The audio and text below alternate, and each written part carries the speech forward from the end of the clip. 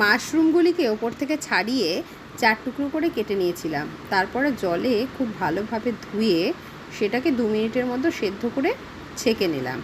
এরপরে কড়াইতে একটু বাটার দিয়ে তার মধ্যে গোটা গরম মশলা, পেঁয়াজ কুচি, আদা রসুন আর 4টে দিয়েছিলাম বাদাম, কাজু বাদাম।